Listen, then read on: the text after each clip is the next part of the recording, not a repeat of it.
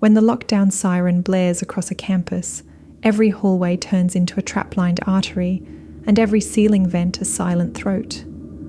Tonight, we slip past the barricaded doors and peer into 3 universities that learned, too late, that something other than a gunman can stalk the quad. I had the late-shift shelving history monographs in Carlton Library, a campus building so old the floorboards sagged like breaths being let out. At 9:42 p.m., the public address system crackled to life. Shelter in place, this is not a drill. The voice belonged to Officer Ruiz from campus police. He never sounded afraid, until now.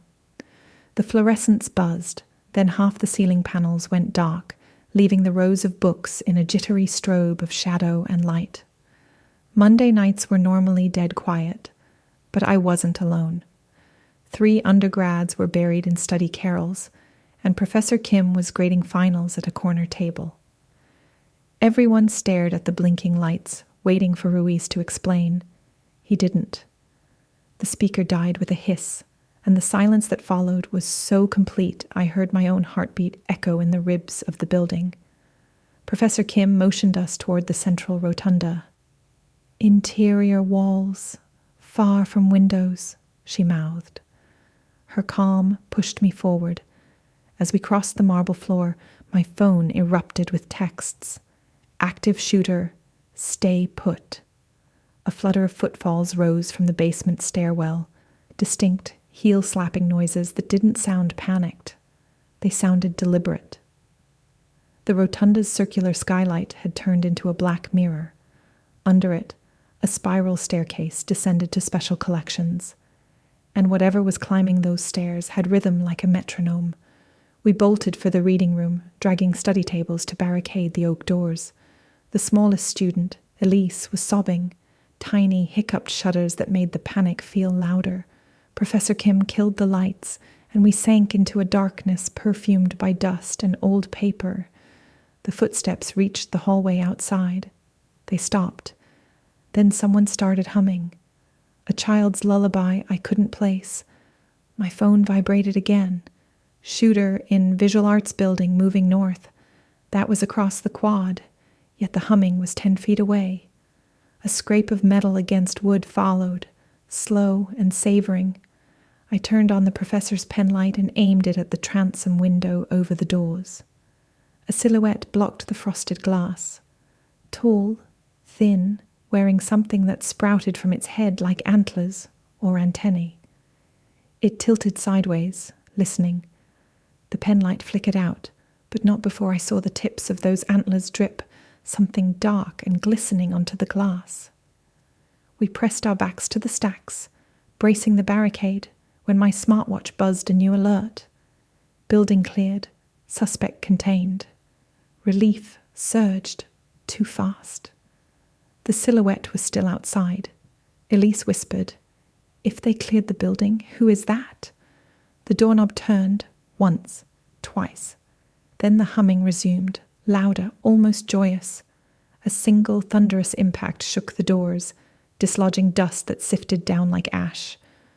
One more hit would break them. That was when Professor Kim did something reckless. She slammed her fist against the return air grill. The clang echoed like a dinner bell through the ventilation shafts. The silhouette paused, head cocked.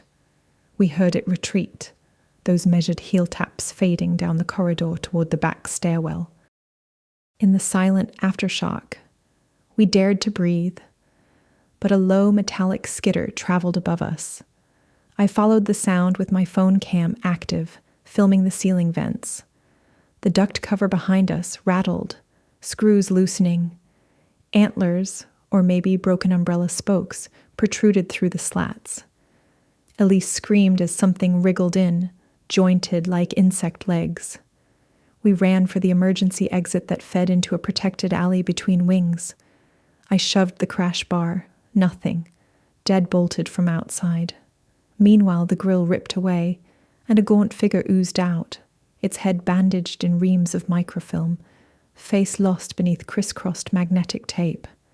The antlers were film reels sprouting like dead flowers. As it dropped to the carpet, the reels unwound, spilling frames of negative into the air, images fluttering past my face, snapshots of students walking, laughing, every one of them headless. The creature hissed, the tape around its face twitching like tendrils. I threw a book, The Interpretation of Dreams, but it passed through the reels as if through smoke. Then I remembered the service elevator, manual gate, steel cab, no vents. We sprinted. The creature flowed after us, tape crackling like fire. Inside the elevator, Professor Kim dropped the scissor gate. The creature reached us just as the car descended. Its real limbs thrashed, but the steel mesh shredded them, slicing frames that evaporated into static. We hit the basement.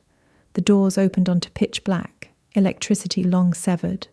Somewhere above, the creature skittered across the shaft walls, following. Professor Kim flicked her lighter. The pale flame revealed rank water pooled across the floor. Old flood damage. I spotted an exit hatch leading into the utility tunnels under the quad. We plunged into that subterranean artery, knee-deep in water chilled like morgue trays. Behind us a distant splash echoed. Not one splash, 3, synchronized with the lullaby again, watery and distorted. We slogged for what felt like hours before a rung ladder rose to a manhole. Elise climbed first. I boosted her. She shoved the lid. It didn't budge. Padlocked, she whimpered. The humming grew, accompanied by the slithery slide of wet film strips. I aimed Professor Kim's lighter at the tunnel wall and found a fuse box labeled North Quad Lights. I jammed the lighter under a panel screw, pried it open, and yanked the main switch. Bright arcs crackled, sizzling through the water and through whatever was chasing us. A piercing shriek erupted, half mechanical, half bestial. In the strobing sparks, we saw the creature thrash, reels melting like celluloid in a projector fire until it sank beneath the water, disintegrating into ink-black wisps. Silence rolled in, broken only by our ragged breathing. Then the manhole above creaked. A shaft of lawful orange spilled down as firefighters removed the lid. We climbed into dawn's first light, sirens and wailing students around us. Officer Ruiz stared, shocked. "We neutralized the shooter hours ago," he said. "You were never in danger." I looked back at the open manhole where smoke still curled out, smelling of nitrate film and burnt dreams. Never in danger. I laughed, and the laugh turned into a sob because I realized there would be no report filed for what we'd seen. The reels, the negative faces, the lullaby, they'd vanish like spliced frames cut from reality. But every time I close my eyes, I still hear that melody threading through the stacks, waiting for the film to roll again.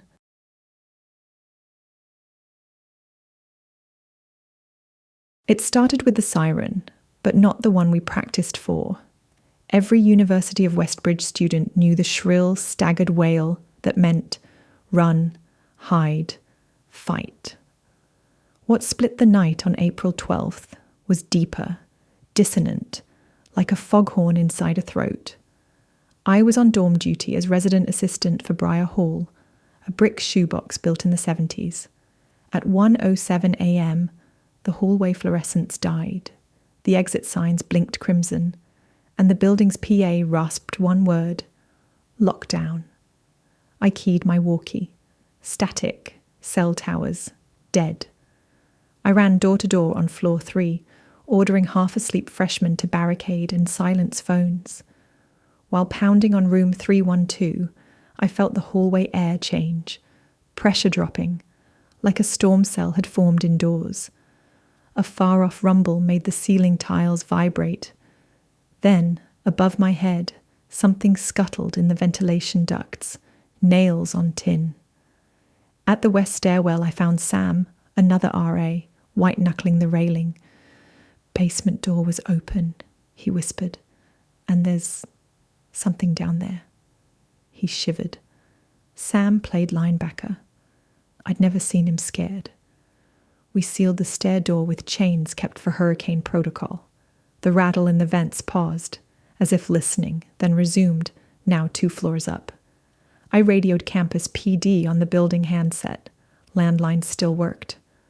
Officer Day answered. Remain in place. Unknown hostile entity. SWAT is inbound. Entity. Not person. My stomach clenched. The building shuddered. Screams burst from floor 4. We sprinted up. Room 418's door had splintered inward. Inside, 3 students cowered in the bathroom while violet light flickered where their loft beds should be. I stepped closer.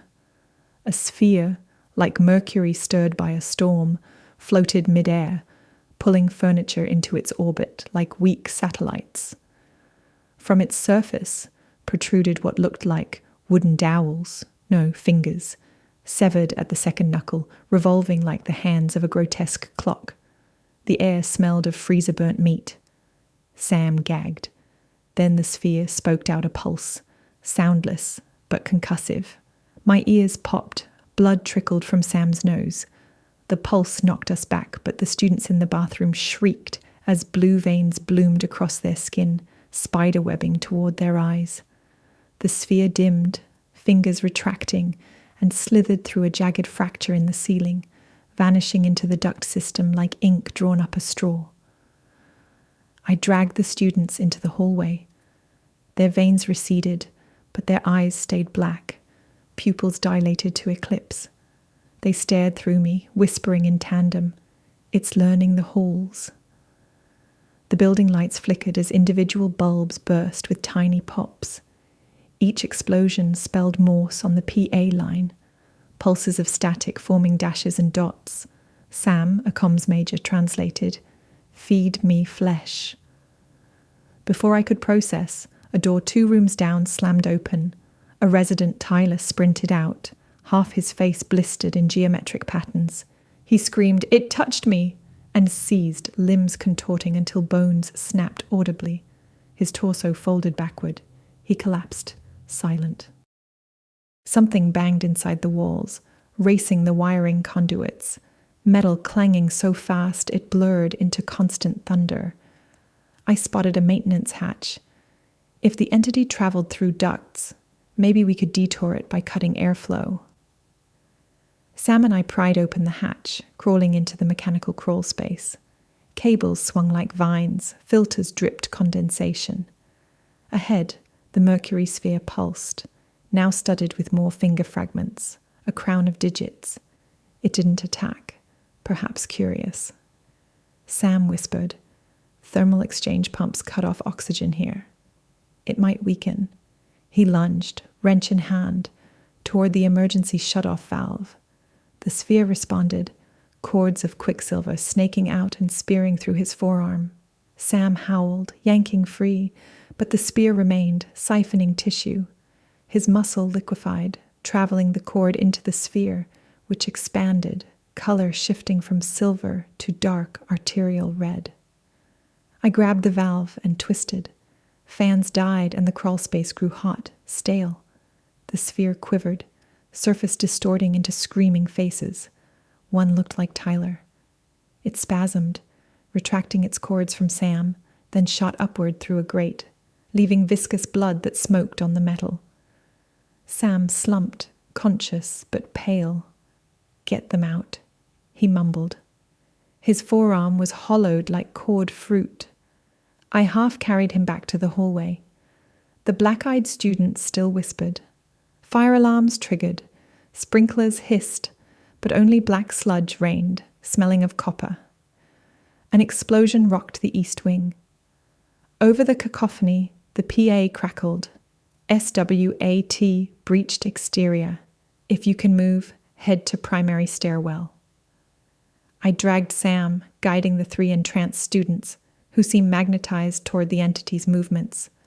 On stair 2, water cascaded from broken pipes. Mid-flight, Sam halted. His lips moved soundlessly. He stared at his hollow arm, then at me, almost apologetic.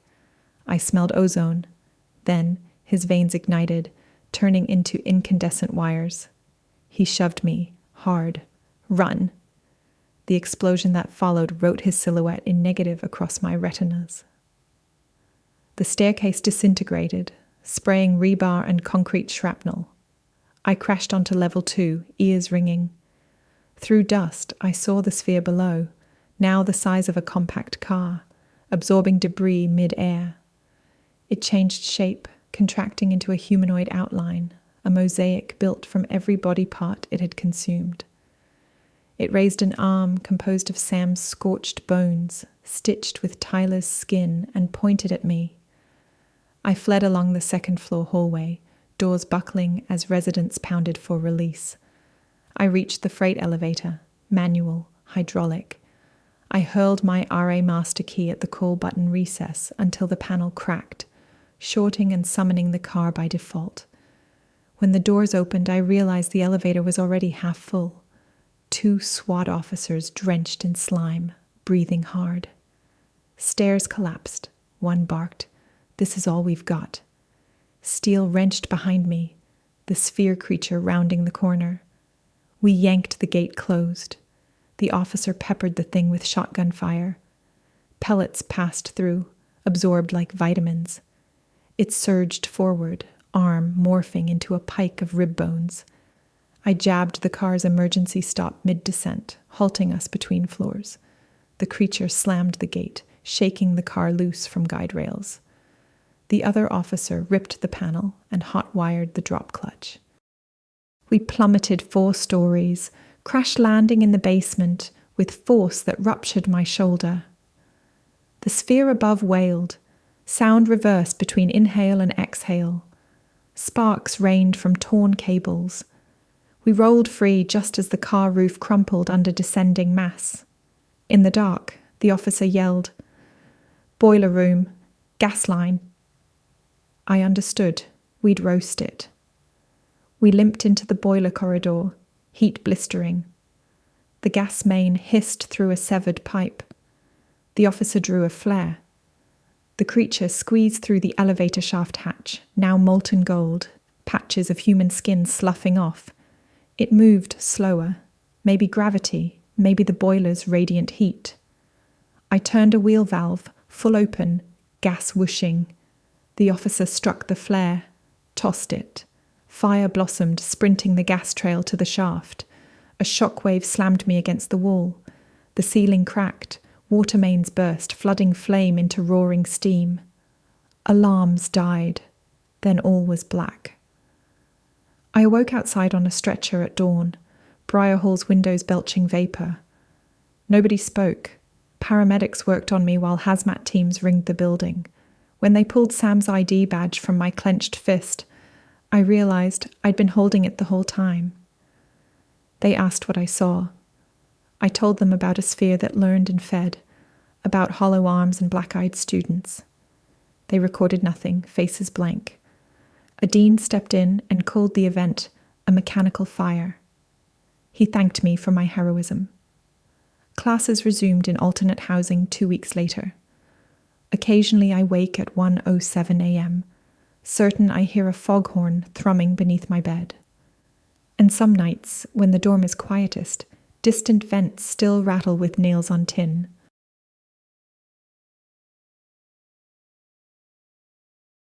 Midterms ended with a forecasted blizzard, unusual for late March, but Great Pines University sits on a plateau that manufactures weather like spite.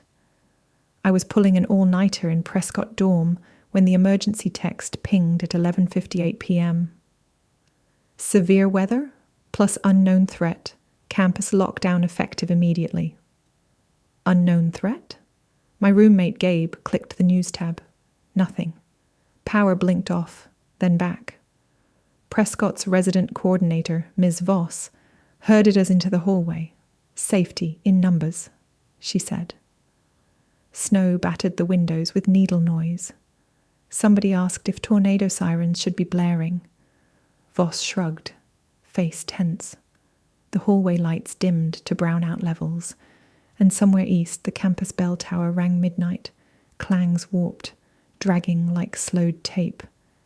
It had been decommissioned after an accident years ago. No mechanism existed to ring it. Phones buzzed with a second alert. Remain away from windows. Report moving shadows. Shadows? Gabe joked about administration trolling us. Then we heard it. Footsteps on the roof, crunching snow in a measured circle, followed by a skittering descent along the drain pipes. Third-floor windows iced over from within, frost forming patterns like foreign script. The fire doors at the north end slammed. A student near them yanked the handle, jammed. He pressed his ear to the metal. His eyes widened. Someone's whispering my name. We all heard hissing consonants weaving through the steel, repeating his name in ascending octaves. He backed away. The door trembled as if elbows or antlers knocked from the other side. Ms. Voss ordered everyone into second-floor common room, fewer exterior walls. We crowded inside, stacking furniture against doors. The tower tolled again, 12 chimes, then 13. Gabe counted, swore it hit 21 before stopping. Snow outside swirled horizontally, wind tunnel velocity. Yet tree branches stood still, as if the storm orbited Prescott alone. Emergency lights failed, plunging us into near dark lit only by laptop screens. Someone opened Netflix to drown anxiety. The buffering bar stuttered, then the screen displayed live drone footage of the bell tower.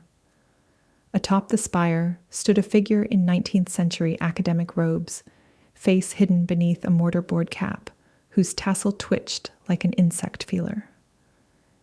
In each hand, he held a length of chain. At the chain's ends dangled the frozen, bell-clapper bodies of 2 students, heads wrapped in plastic like sculptures in storage. Yet we recognized them, missing seniors from last semester. The stream cut to static. A freshman screamed. He'd been live streaming too, and his phone showed the same cloaked figure, now inside the dorm. Camera view bobbing down our hallway, though nobody held it. The stream advanced, door by door, until my own phone chimed with a live tag.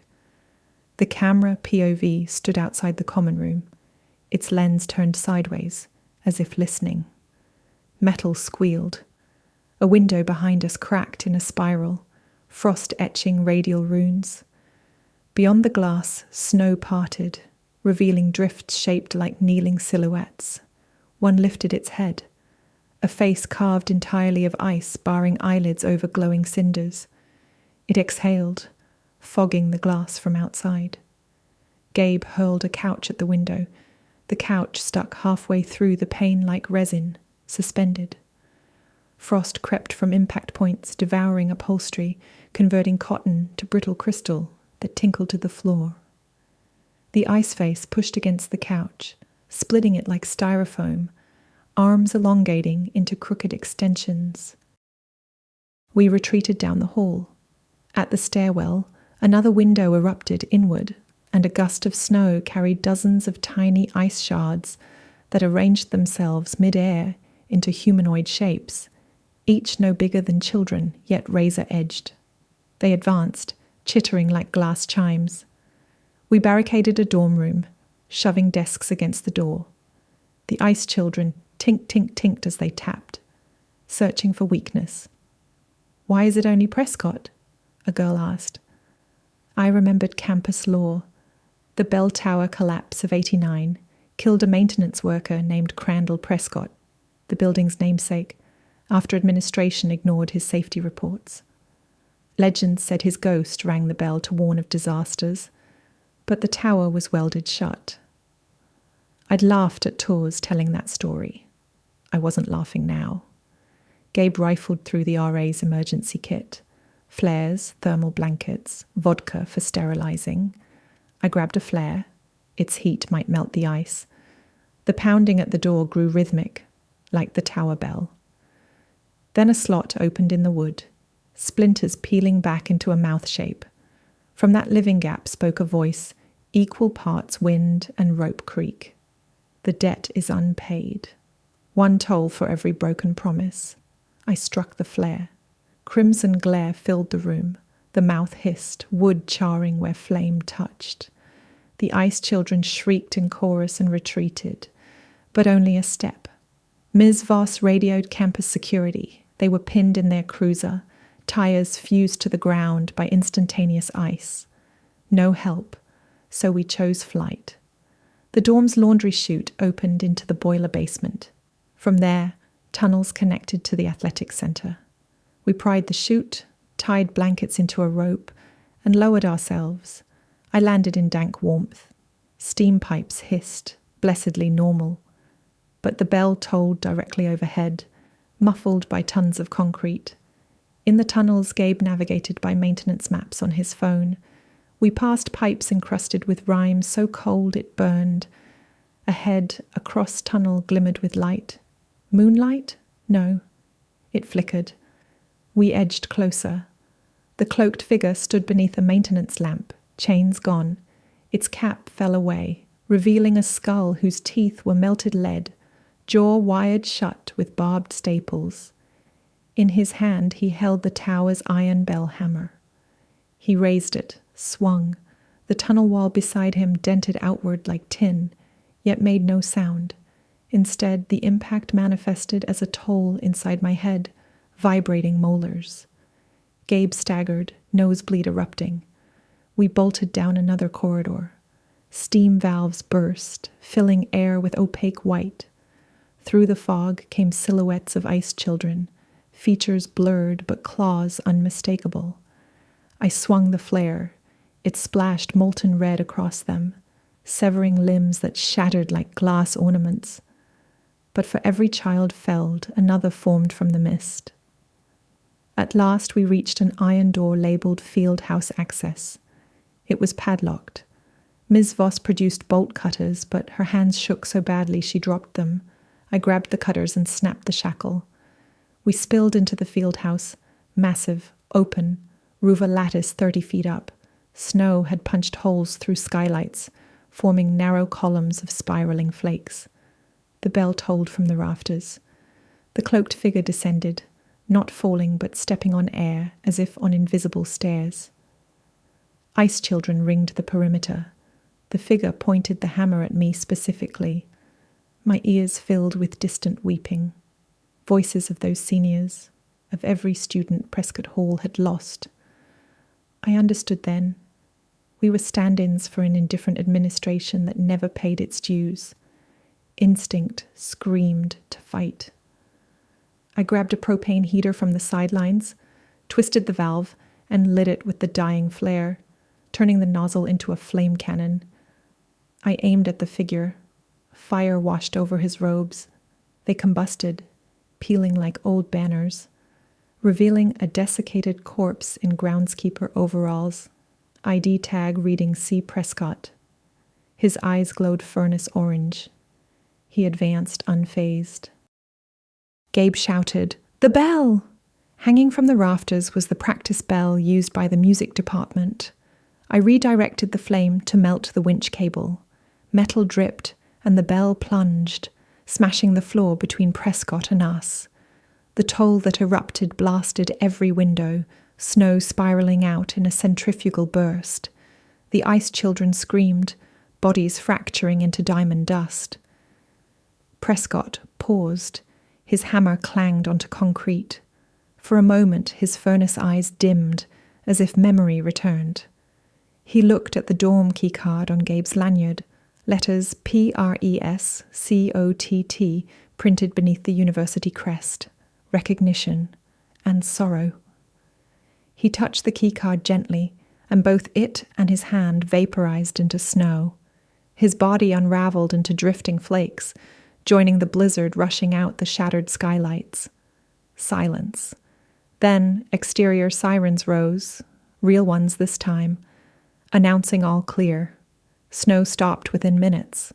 Dawn crept through the ruins, settling on us like reprieve. An investigation blamed a gas line explosion for structural damage. The bell tower? Freak lightning strike, they said, though no clouds were recorded after midnight. Prescott Dorm reopened weeks later with a new name, Laurel Hall, as if erasure equaled closure. But every March 31st, at 11:58 p.m., students swear the decommissioned tower tolls once, and the snow on the plateau starts falling upward.